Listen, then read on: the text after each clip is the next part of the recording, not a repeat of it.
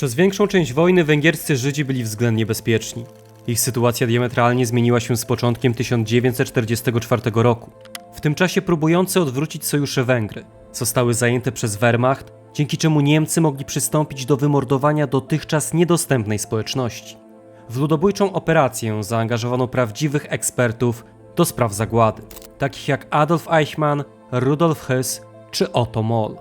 Jak przebiegały kulisy kilkumiesięcznej akcji, w trakcie której zamordowano ponad 300 000 osób? Zapraszamy na kolejny film.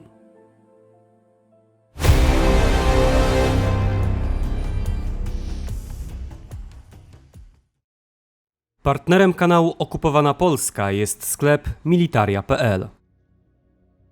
Jak wyglądała historia nadzorczyń w niemieckich obozach koncentracyjnych? Zachęcam do zapoznania się z moją najnowszą książką, do której link znajdziecie Państwo pod filmem. Mecenasem dzisiejszego odcinka jest pan Krystian Dziarek. Państwem, które po zakończeniu I wojny światowej okazało się jednym z największych przegranych, były bez wątpienia Węgry. Na mocy traktatu podpisanego 4 czerwca 1920 roku w Trianon, Królestwo Węgier utraciło 71% terytorium, 13 milionów mieszkańców oraz tak ważne pod względem strategicznym kwestie jak dostęp do morza. Ponadto Budapeszt został objęty rozmaitymi sankcjami oraz koniecznością wypłacenia reparacji wojennych. Cała sytuacja wywołała olbrzymią frustrację wśród Węgrów, którzy przez kolejne lata szukali rozwiązań mogących im przywrócić utraconą pozycję. Na czele państwa po stłumieniu tzw. Węgierskiej Republiki Rad stanął człowiek, który obiecywał to swoim obywatelom, czyli były admirał floty cesarskiej Miklos Horthy. Admirał przyjął tytuł regenta, bowiem formalnie Węgry funkcjonowały jako monarchia konstytucyjna, pozbawiona jednak właściwego króla, którego zastępował właśnie Horthy. Od samego początku władza admirała była bardzo silna, skręcając z każdym kolejnym rokiem w stronę autorytaryzmu. Warto jednak zauważyć, że był to autorytaryzm stosunkowo miękki i związany przede wszystkim z ideą rewizjonistyczną, a w dużo mniejszym stopniu na takich kwestiach jak prześladowanie przeciwników politycznych czy uprzedzenia rasowe. Ten stan nie najgorzej ilustruje dość otwarta polityka względem mniejszości żydowskiej, która przed 1938 rokiem liczyła około 400 000 mieszkańców. Warto zauważyć, że w tym przypadku Węgrzy nie mogli sobie pozwolić na ofensywną postawę względem wyznawców judaizmu. Stanowili oni blisko połowę lekarzy i prawników, a co najmniej 1/3 była ściśle związana z rodzimym przemysłem, co przekładało się na wyraźny rozwój państwa. Nie znaczy to jednak, że antysemityzm był w królestwie w ogóle nieobecny. Głosiły go rozmaite ugrupowania prawicowe, a trwające od lat 30. zbliżenie z Berlinem spowodowało, że Węgry wprowadziły pierwsze kodyfikacje prawne wymierzone w Żydów. Jaskrawym tego przykładem było uchwalenie 29 maja 1938 roku aktu prawnego, w którym definiowano, kto pod względem rasy i wyznania może być postrzegany jako Żyd, a kto nie. Faktem jednak pozostaje, że charakter tego dokumentu nie przełożył się na jakieś większe ograniczenia czy szykany względem mniejszości żydowskiej. Był to raczej ukłon w stronę coraz silniejszego sojusznika, który, co tu dużo mówić, potrafił zadbać o swoich węgierskich przyjaciół. Mimo tego, że państwo węgierskie postępowało dość zachowawczo i nie obiecywało Hitlerowi niczego, co mogłoby sprowokować je do konfliktu z potężniejszymi sąsiadami, to mimo wszystko Berlin chętnie karmił ambicje Budapesztu, którymi była utracona w 1920 roku ziemia. Jeszcze przed wybuchem II wojny światowej, a w wyniku stopniowego rozmontowywania europejskich państw przy milczącym przyzwoleniu aliantów, Hitler przekazywał Węgrom niektóre ziemie, do których ci rościli pretensje. Niezwykle istotne okazują się w tym przypadku postanowienia tzw. pierwszego arbitrażu wiedeńskiego, który został przeprowadzony 2 listopada 1938 roku, a na którego mocy znajdująca się pod silnym wpływem Berlina Słowacja oddała Węgrom tereny przygraniczne z Koszycami. Ponadto Budapeszt mógł przyłączyć również tereny Rusi Zakarpackiej. Sama Słowacja, rządzona przez zagorzałego antysemitę księcia Józefa Tiso, nie miała w tym aspekcie zbyt wiele do powiedzenia. Ten niewielki kraj zawdzięczał swoje niepodległe istnienie niemieckiej aktywności. Nowe nabytki nie zaspokoiły jednak Węgrów, którzy kilka miesięcy później zaatakowali Słowację, co, mimo niemieckich gwarancji dla Słowaków, zapoczątkowało 8-dniową wojnę zakończoną 31 marca 1939 roku. W jej wyniku Węgry otrzymały od Słowacji pas ziem o powierzchni 1697 km2 wokół miejscowości Staczkin i Sobranec, zyskując przy tym blisko 70 000 mieszkańców, 78 miejscowości oraz wspólną granicę z Polską, co okazało się dla części naszych rodaków wprost nieocenione we wrześniu 1939 roku. Nabytki terytorialne wzbudziły ogólny entuzjazm węgierskiej opinii publicznej, nie brakowało jednak w węgierskiej polityce osób, które zdawały sobie sprawę z wątpliwej pod względem moralnym współpracy z Hitlerem. Czołowym wyrazicielem tego typu myśli był premier królestwa, hrabia Pál Teleki, w którego przypadku ponownie pojawia się wątek Polski. To właśnie ten polityk w wyniku swojego trzeźwego spojrzenia, jak i również olbrzymiej sympatii dla naszego kraju, odmówił Hitlerowi udostępnienia węgierskich dróg dla Wehrmachtu w związku z agresją na Polskę. To również on przyczynił się do przyjaznego traktowania polskich uchodźców uciekających przed niemiecką agresją, choć niemałe znaczenie odegrały tu również oddolne inicjatywy naszych historycznych braci.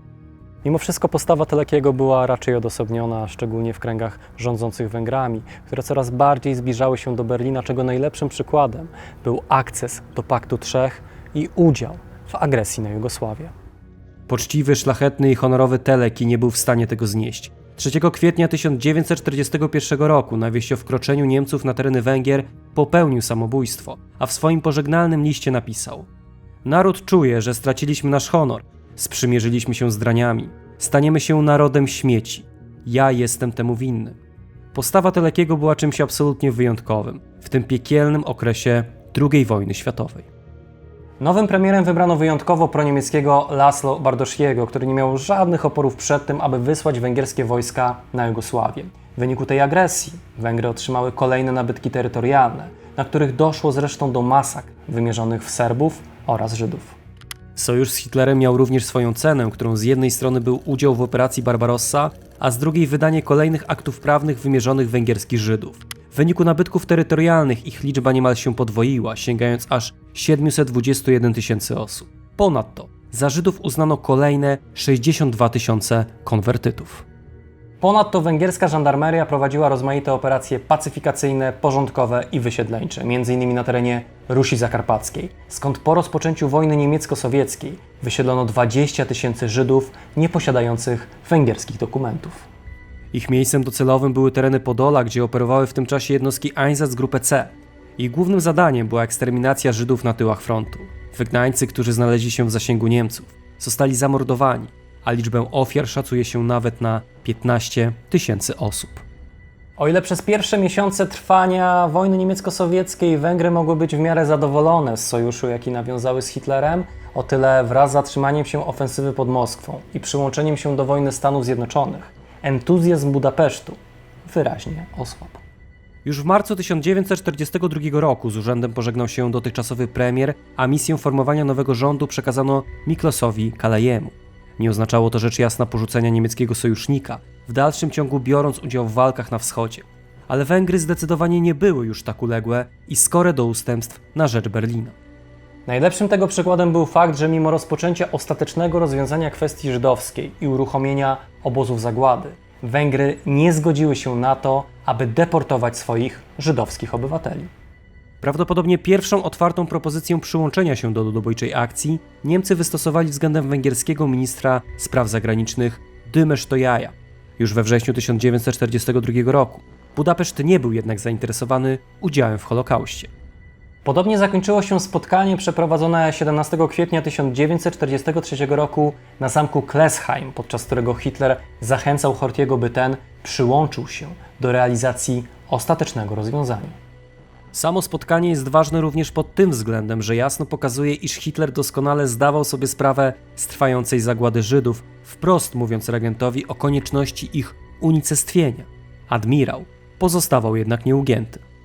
W ogóle warto zauważyć, że Węgry podczas II wojny światowej były swoistym oknem na wolny świat, z którego korzystali np. działacze prożydowscy, tacy jak Oskar Schindler, czy polscy konspiratorzy, którzy przybywali do tego miasta, nawiązywali rozmaite kontakty i tym samym realizowali zadania dla polskiego państwa podziemnego. Węgierskie władze patrzyły na tego typu aktywności dość łaskawym okiem, niezależnie od sojuszu łączącego je z Hitlerem, przez większą część wojny pozostawały one państwem autonomicznym, co wykorzystywali z całą świadomością tego faktu. W pewnym momencie zauważalnym było, że Węgry zaczynają oddalać się od swojego niemieckiego sojusznika, co wzbudziło oczywiście czujność Führera. Hitler zaczął wywierać coraz większe naciski na Budapeszt, które nie przyniosły jednak pożądanych z punktu widzenia niemieckiego rezultatów.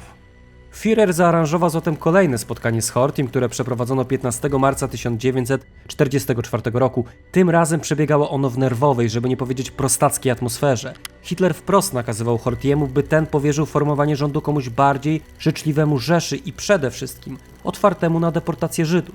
Zagroził również, że jeśli admirał nie wykaże dobrej woli i nie spełni oczekiwań Hitlera, Węgry zostaną zajęte przez Wehrmacht. Groźba była realna, a w pewnym momencie owa wizja stała się zresztą faktem. Horthy, nie posiadający żadnego pola manewru, nie miał innego wyjścia, tylko ugiąć się pod żądaniami Führera. Tym samym odwołał dotychczasowego premiera, powołał w jego miejsce Demestujaja, który był tak bardzo progermańsko ustosunkowany, że z jednej strony zalegalizował faszystowską partię strzałokrzyżowców, a z drugiej otworzył granice dla niemieckich specjalistów do spraw zagłady. Już 19 marca, czyli 4 dni po spotkaniu na zamku Klesheim w Budapeszcie, pojawiła się grupa funkcjonariuszy Sondereinsatzkommando, na czele której stał prawdziwy logistyk Holokaustu, SS-Obersturmbannführer Adolf Eichmann, wokół którego błyskawicznie zgromadziło się kilku Węgrów skłonnych do wykonania każdego rozkazu. Eichmann był absolutnym wirtuozem kłamstwa i manipulacji. Skutecznie przekonał on węgierskich Żydów, że nic złego im się nie stanie, a aktualnie panujące niedogodności, takie jak obowiązek pracy, mają charakter jedynie tymczasowy. Na zaaranżowanym spotkaniu w budapesztańskim hotelu Majesty, gdzie 31 marca Eichmann zadeklarował, że węgierskich Żydów nie spotka nic złego. Powołano nawet nowy Judenrat, który przystał na niemieckie propozycje, ufając, że to uchroni ich od dalszych nieprzyjemności, a wojna niebawem się skończy. Taka postawa była Eichmannowi bardzo na rękę. Bierność i ufność, choć tak bardzo pożądane, nie były jednak jedynym gwarantem sprawnego przeprowadzenia deportacji. W tym celu Żydów przede wszystkim należało skoncentrować i policzyć. Tym samym w granicach Królestwa Węgier zorganizowano około 200 gett oraz specjalnych obozów. Warunki panujące w tych miejscach były wprost beznadziejne, a do powszechnych zjawisk należał głód, który tak cynicznie wykorzystywano w trakcie ostatecznej zagłady. Ponadto Żydów zmuszano do ciężkiej pracy, a gdy nadarzała się ku temu okazja, żandarmi prowadzili wśród nich rewizję i zabierali co cenniejsze przedmioty. Za koordynację deportacji węgierskich Żydów odpowiedzialny był SS-Hauptsturmführer Franz Nowak, któremu na potrzeby tej ogromnej akcji przydzielono około 700 wagonów towarowych. Wykorzystywano je zarówno do przewożenia Żydów między gettami, jak i również deportacji wprost do KL Auschwitz. Warto przy tym zauważyć, że sama deportacja, sama zagłada odbywała się nie tylko przy udziale SS-manów, ale również żandarmerii, administracji oraz kolei węgierskich, słowackich czy funkcjonujących na terenie Generalnego Gubernatorstwa Kolei Wschodnich, czyli Ostbahnu. Musimy bowiem pamiętać, że każda wielka zbrodnia wymaga zaangażowania całego państwa, a czasami, jak to pokazuje Aktion Ungarn, kilku państw. I to właśnie wzajemne konsultacje przeprowadzone przez przedstawicieli policji, administracji i wojska przyniosły decyzję o codziennym odprawianiu aż 4 transportów, z których każdy będzie liczył 3000 deportowanych. Na główną trasę deportacji wybrano peryferyjne połączenie kolejowe ze stacją początkową w Koszycach, biegnącą później przez Preszów, Plawecz, Muszynę, Nowy Sącz, Tarnów, Kraków, Płaszów, a kończącą swój bieg w KL Auschwitz. W celu osiągnięcia maksymalnej wydajności Węgry zostały podzielone na 6 stref, a deportacje planowano rozpocząć od stref przygranicznych. W pierwszej kolejności zamierzano opróżnić strefy pierwszą i drugą. Następnie planowano poprowadzić deportacje ze stref trzeciej, czwartej i piątej, a na samym końcu ze strefy szóstej, którą stanowiła stolica kraju. Chciano tym samym uporać się z zagładą przed wkroczeniem oddziałów Armii Czerwonej. Wszystko było gotowe, a do realizacji zadania przystąpiono pod koniec kwietnia 1944 roku. 2 pierwsze transporty skierowano do KL Auschwitz 28 i 29 kwietnia 1944 roku. Wyruszyły one z obozu Kisztarca koło Budapesztu oraz z miejscowości Topolia w Wojwodinie. Dopiero 2 maja, czyli po kilkudziesięciu godzinach morderczej jazdy, Żydzi dotarli do miejsca, które widzą Państwo na ekranie. Liczbę deportowanych tego dnia Żydów szacuje się na 3800 osób, spośród których selekcję przeszło 486 mężczyzn i 616 kobiet. Pozostałe 2800 osób skierowano wprost do komór gazowych i tam zamordowano. Te pierwsze transporty pokazały, że KL Auschwitz nie jest jeszcze gotowe do uczestnictwa w tak dużej akcji.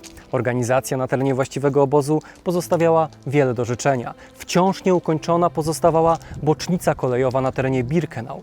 Ponadto brakowało miejsc do mordowania ludzi. Jeśli chodzi o prowizoryczne komory gazowe, to działała tylko jedna. A jeśli chodzi o krematoria, to jedno z 4 uległo poważnej awarii i było niezdatne do użycia.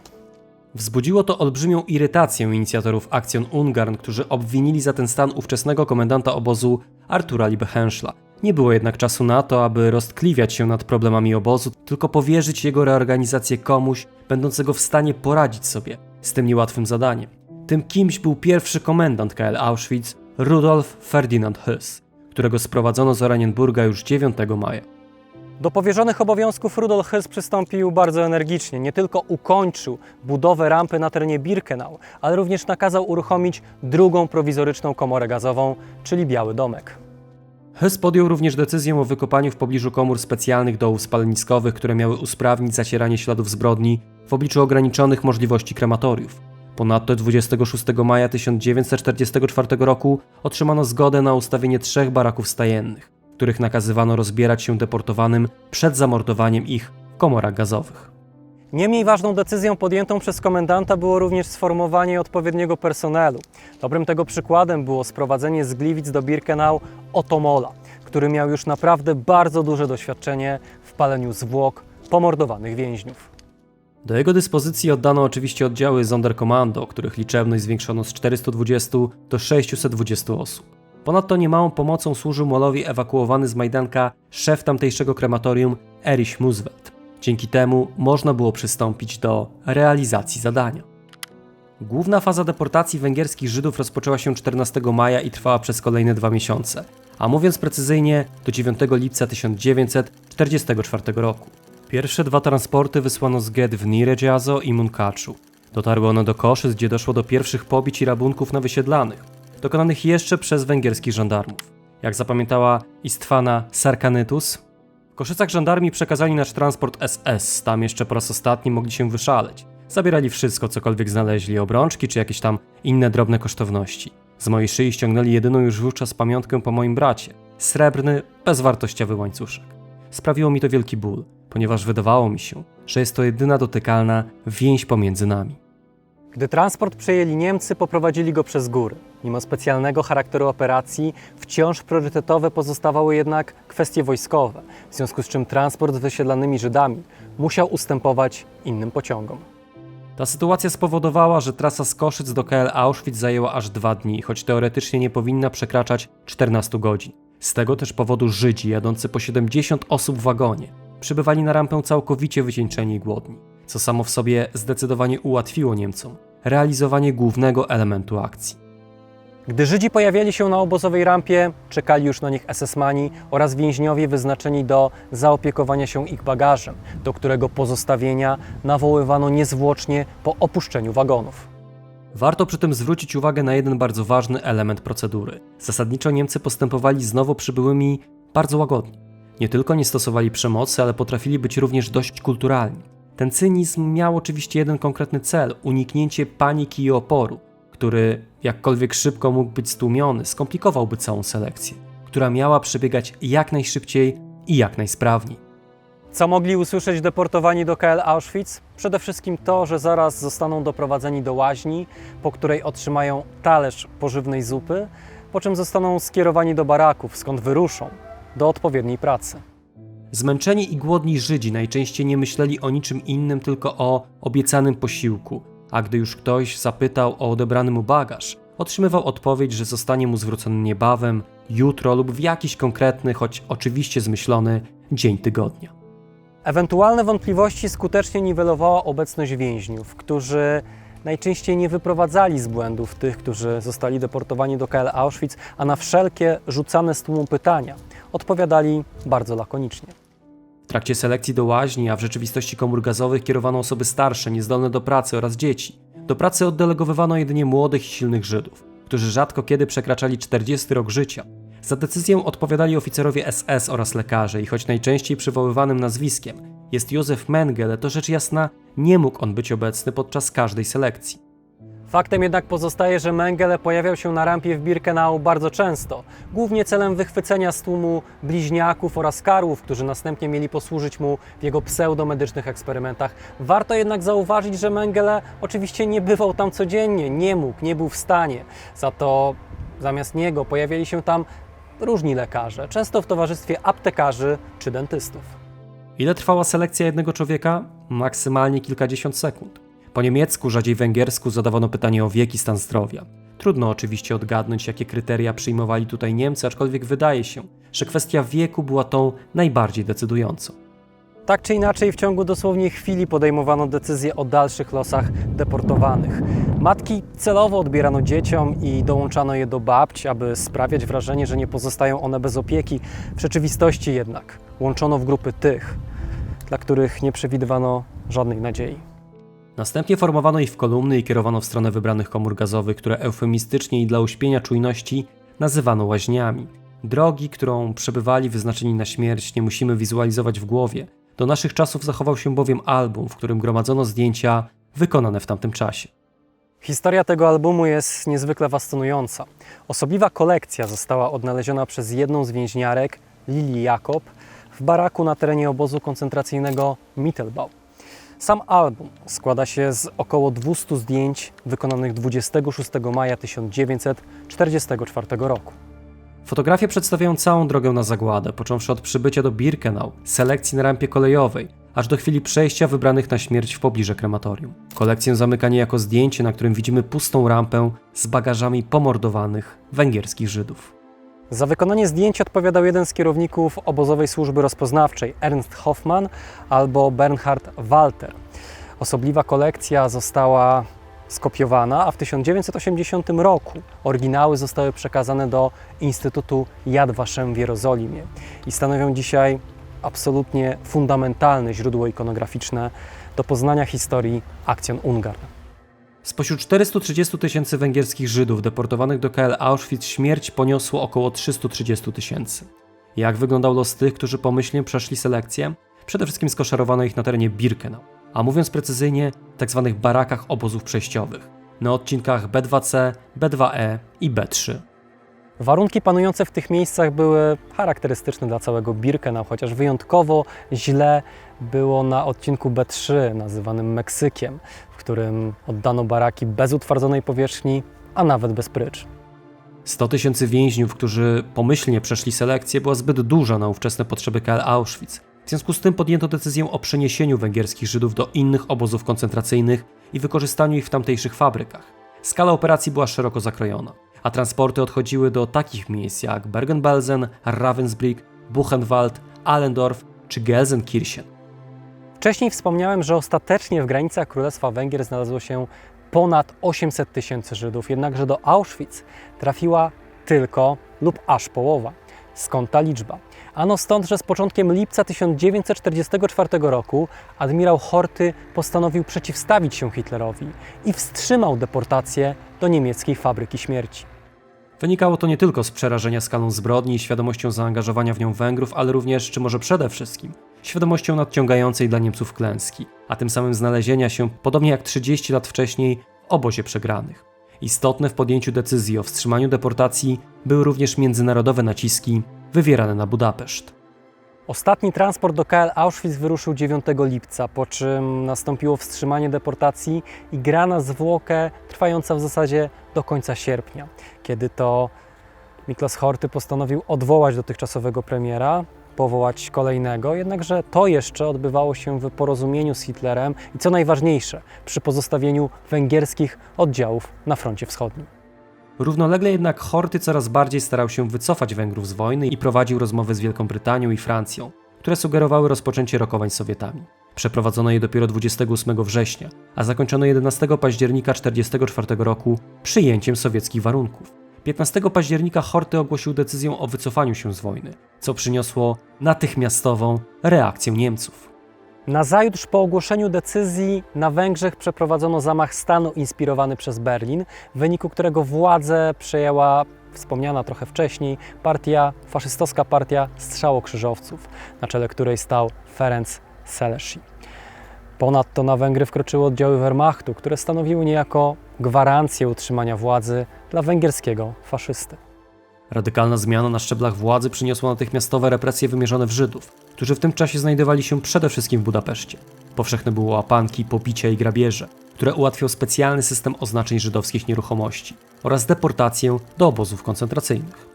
W samej stolicy Węgier zorganizowano 2 getta, w których panowały absolutnie fatalne warunki, które ostatecznie sprowadziły klęskę głodu. Co więcej, w oblężonym od grudnia mieście od listopada do lutego 1945 roku przeprowadzono masowe egzekucje, w wyniku których zamordowano około 15 000 osób. Gdy 13 lutego Sowieci zdobyli Budapeszt, w mieście znajdowało się wciąż ponad 100 000 Żydów, w tym około 25 000 ukrywających się na fałszywych dokumentach. Koniec wojny przyniósł dla nich spokój, a dla zniszczonego w 80% Budapesztu istną agonię. Czerwonoarmistom pozwolono na 2-dniową, niczym nieskrępowaną i niekontrolowaną grabież miasta, połączoną z masowym gwałceniem węgierskich kobiet. Ofiara, jaką poniosło to miasto w wyniku niemieckiej interwencji i aktywności skądinąd marginalnego ugrupowania węgierskich faszystów, była ogromna, a trauma związana z tymi wydarzeniami towarzyszyła ludziom przez kolejne dekady. Aktion Ungarn, zwana również od nazwiska jednego z jej głównych wykonawców Aktion Hys, była największą operacją ludobójczą podczas II wojny światowej, stanowiąc oczywiście część większej operacji, jaką było ostateczne rozwiązanie kwestii żydowskiej. Tak czy inaczej, jej przebieg, jej geneza, jej skutki pokazują nam, że do realizacji tak wielkiego założenia, tak wielkiej zbrodni potrzeba koordynacji całego państwa, a nawet kilku państw, a nie tylko garstki szaleńców. Pamiętajmy o tym szczególnie dzisiaj, gdy niestety na własne oczy możemy zobaczyć zło w najczystszej postaci. Dziękuję Państwu za uwagę i do zobaczenia w kolejnym odcinku. W dzisiejszym odcinku pragniemy serdecznie pozdrowić Krzysztofa Szczygła, Katarzynę Rusnak, Krystiana Dziarka, Radosława Kuśmierza, Damiana Stasika, Damiana Dziedzica, Kubę Szafrańskiego, Huberta Kędziorka, Tomasza Sadurskiego, Ewę Ogrodnik, Marcina Hatysa, Kamila Kubowa, Dariusza Stelmaczonka, Adriana Flora, Piotra Kośmidera, Huberta Walasa, Pawła Smolińskiego, Julie Clark, Urszulę Babiuch, Pawła Łabno, Łukasza Papieża, Michaela Fendricha, Damiana Piętę i Rudolfa Miczkę. Ty również możesz mieć wpływ na tworzone przez nas materiały. Dołącz do nas już dziś na platformie Patronite.